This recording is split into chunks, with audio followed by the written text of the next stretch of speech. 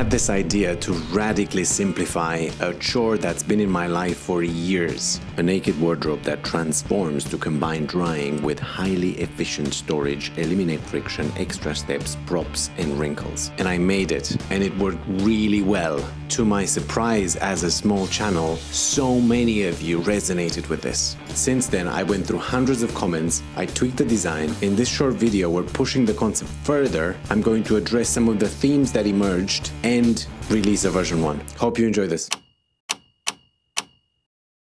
People were curious about whether this works for heavier clothes, long sleeve shirts, trousers. All of those are possible on these drying and storage rails. It's not something that I particularly use this for. As one of you pointed out, I use this as an L1 cache for clothes. I still use regular drawers, but for the stuff that I need most frequently, grabbing a t-shirt in the morning after a shower, the stuff that gets used more often, that goes through the laundry more often as well, makes it onto my naked wardrobe. Some people asked about the process involved. Do you need to separate the wet from the dry? I can tell you after a couple of months of using this that it really makes no difference. You can have dry and wet clothes hanging by each other, absolutely no problem. There were a few comments about the printing of this. Some of you commented that I opt for PLA when in fact I should be probably looking more towards PETG or ABS or stronger polymers. I've had some stuff that has been under load for years and has never failed me. I'd expect this to be the same. There were some questions about the type of printer that you need for this. I know most of us will have printers that have variations of 25 centimeters cubed as printing area. These arms are bigger than that. I iterated a lot around this. I wanted a good amount of rails with enough spacing between them to allow good airflow while in drying mode and at the right angle to prevent wrinkling and allow easy retrieval and storage while maintaining a low profile. And I got it to be about 33 centimeters. But we're still able to print on standard beds by leveraging the diagonal. I'm happy to say that every single component of the system will fit on a standard print bed. Some people commented on the sharp edges. I really like softer corners, but for this I maintain the sharp edges in most places to be able to retain consistent wall thickness across. Beveling the printed surfaces would mean that we're compromising the corner strength of the connectors. Some of you, very interestingly, mentioned compliance to solve the problem of tolerances. Compliant features rely on the polymer's elasticity to mesh parts. Unfortunately, I found that over time, with repeated stress and load, these invariably loosen. And we want this mechanism to last for years. Then, there were some things about the design itself. Really fun stuff. Some of you had some wild ideas about dehumidifiers in there, computer fans to circulate the air. Now, I actually really flirted with the idea of active drying, and I went back and forth between active and passive. If I can get away with, I will always go for the simpler option, and in this case that was the passive. However, one of the iterations included some channels running through the arms so that the entire system is a closed loop active drying unit. I'd have to mess with electronics. Suddenly there are some more failure points, and this is going to be more difficult to maintain and use.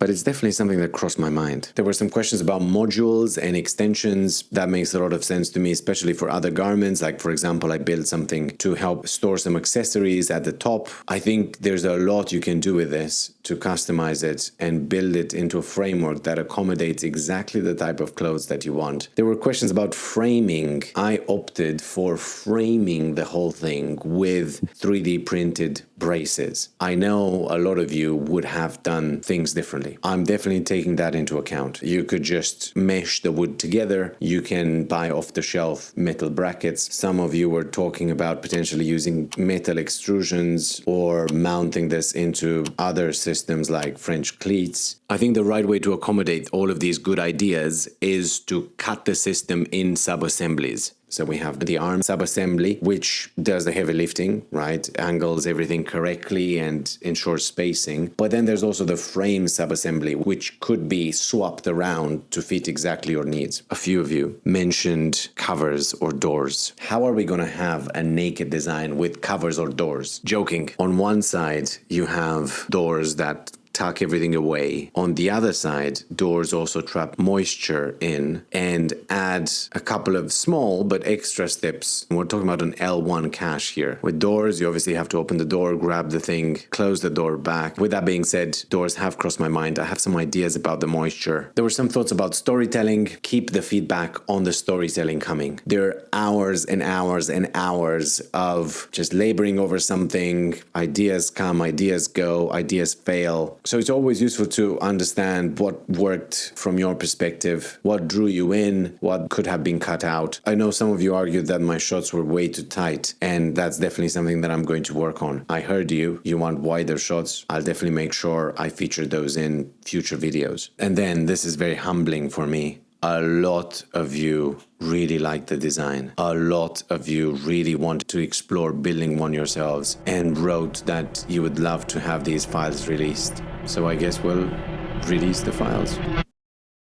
Of course, it's not as easy as that. I had to recreate basically the entire library of parts from scratch to be able to have a more ordered way of generating the geometry. I heard what you said about different profiles for the wood framing, so I built in variations into the design. There's the whole question of documentation. Now, I didn't want something boring with a lot of text, so I wrestled with generating some graphics. I also put in bits about 3D printing and how I would do it myself, just in case that's helpful, as well as some lists of materials that you can use. If you want to support the channel, if you found this interesting, if you're considering maybe building one yourself, you can explore this further by heading into the description and clicking the link available there. This has been such a fun project to put together with challenges but also great rewards, and I'm so happy to be able to present this to you as a version 1. I have a few really fun ideas in the pipeline coming up. I hope you'll join me in those. So hit the subscribe button, and maybe this video here, I'm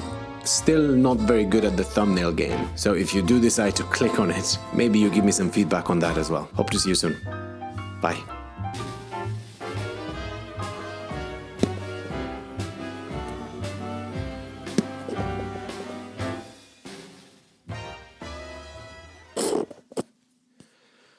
Is this person married yet? No. Have you considered nudity?